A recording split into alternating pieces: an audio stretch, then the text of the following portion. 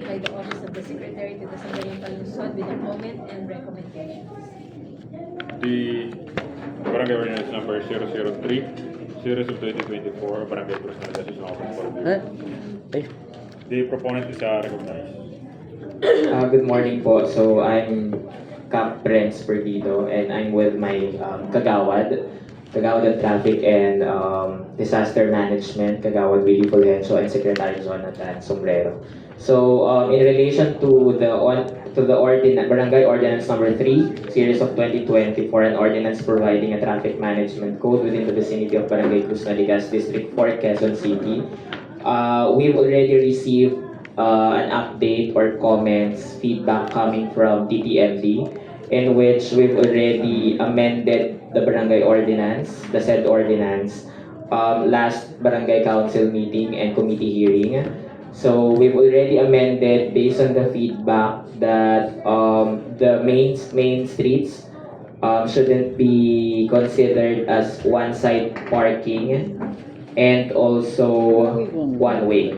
So with that, we are amending this ordinance to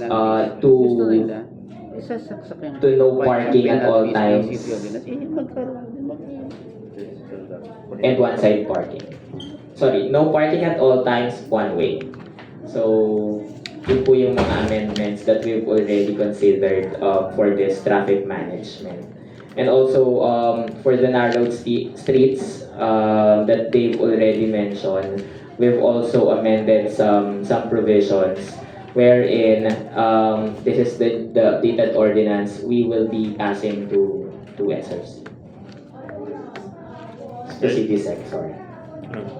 Okay. Any comment from the members? Ano ulit yung sabi ko ngayon? One minute recess, Fine. Mr. 1 minute Chair. recess. Oo, kasi gusto ng TTMD ilagay yung fines and penalties doon sa ordinance. Dito sa code na yun. Hindi ba pwede yun dahil 5,000 nakalagay doon. Ano mo, hindi hanggang 1,000 lang naman ang penalty ng barangay. Kasi paano sa i-reconcile? Hindi nila alam yung gano'n. No? Hindi naman nila alam yung gano'n.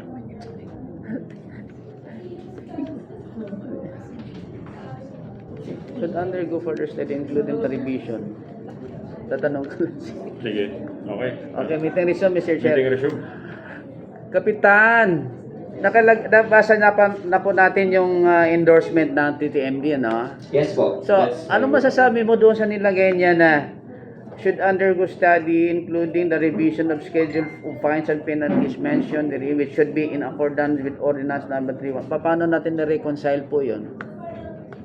Yeah, attorney. So, based on the feedback na pre-provide ni TTMD, nag-update na po kami ng ordinance namin. So, dito po sa bagong ordinance na ipapasa namin, we've already considered all those feedbacks. Di, kaya nga. Magkano yung I'm talking about the fines and penalties. magkano nilagay? Kasi wala akong kopya eh. Hindi, yung bago.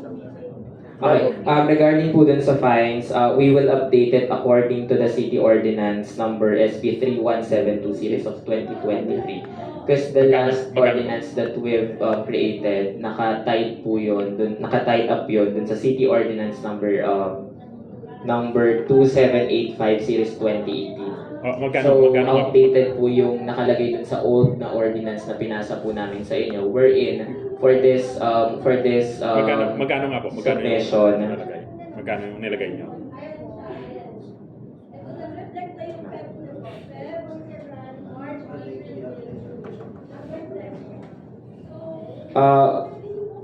For the fine, generalize po kasi namin yung nilagay namin dito. So, no specific for as long as we will not penalize ng city series 2023.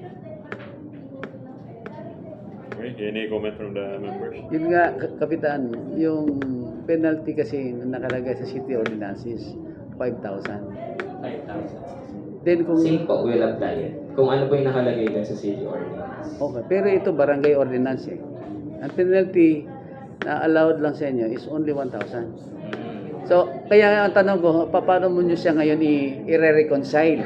Kung ano po yung maximum na pwede lang po namin i-penalize, O, pero yun po yung papalo. pag sinunod mo yung observation ng TTMD, magka-clash kayo.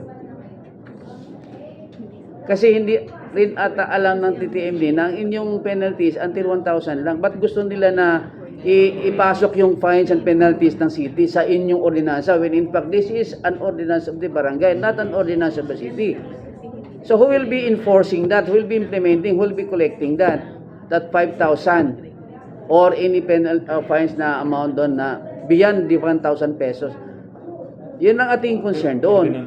Wala na rin problema doon sa loob eh. Dito lang ako nagkakaroon ng paano natin i-reconcile yan. Dapat kapitan, nasabi nyo rin po sana yan doon sa TTMD. Now we cannot follow because this is a barangay ordinance. We cannot follow the penalties provided sa city ordinance. Okay. In terms of traffic flow and other provisions, we'll follow the city ordinance as mentioned here. But for penalties po, we'll implement or we'll state here kung ano po yung maximum lang talaga na pwede namin i-apply. Okay, So with that, we'll update yung section 12 on this ordinance, which is the penalty. We'll provide it kung ano po yung pwede lang. So kung ano yung allowed lang sa inyo kasi this is a barangay ordinance. Correct. The problem right now is paano ngayon natin i-reconcile doon sa kanilang recommendation. Ang sabi kasi ito, undergo further study. So maybe what you can do, Set up a meeting with TTMB Yan. to discuss. Oo, Kasi yung diba? recommendation nila is also, actually we've already sent a request for a meeting with them, Okay. but no response from TTMB, and that's why we are very frustrated as well. We've passed this ordinance last March.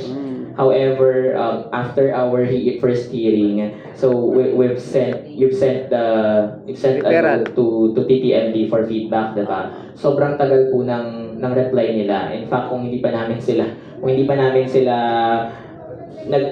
nag-follow up, wala kaming feedback na marireceive. And until now, we haven't gotten any response from them on the letters that we've already sent. All follow-ups and all. So, natitenga po talaga yung ordinance, which is, ito na yung hinahanap ng mga tao sa Cruz Naligas eh. Kasi, di ba, alam niyo naman po, you've already visited our barangay. Roads are very narrow. Di ba? And they are waiting for this. And yet, we're not receiving any response from the DTM. So, Kapitan, Except for this. ang advice ng committees, you go directly doon na sa TTMD and then discuss this with them. Yun lang naman ang problema eh. Sir, We've sir, already- oo. Sir, 1 minute recess muna. Sir, may provoke sa yung mind na valid yung niya. Kasi itong ordinance, may power ba yung barangay nila to yung mga one-side parking at saka magano ng traffic doon sa lugar sa one-side parking policy. Resolution, requesting ito naman mag-ordinance. Hindi eh. City Hindi ordinance. kasi they are coming up with their own traffic management code as long as it is not inconsistent with the city ordinance. Kaya yung nire-risk ko nga ito. Tapos itong one-side parking nila. Nilagay naman are not viable to the one-side parking, nilagay naman. Yun ang recommendation.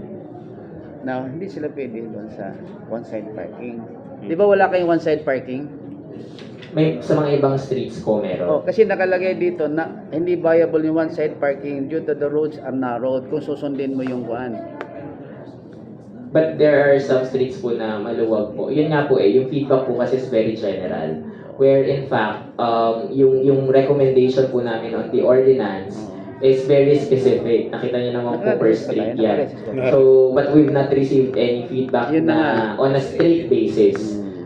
So, that's a problem. That's the gap. Medyo nakukulangan po kami. Very general po kasi yung feedback. Next item. Thank you po. Thank you, Cap. Don't worry. Sige po, sige po.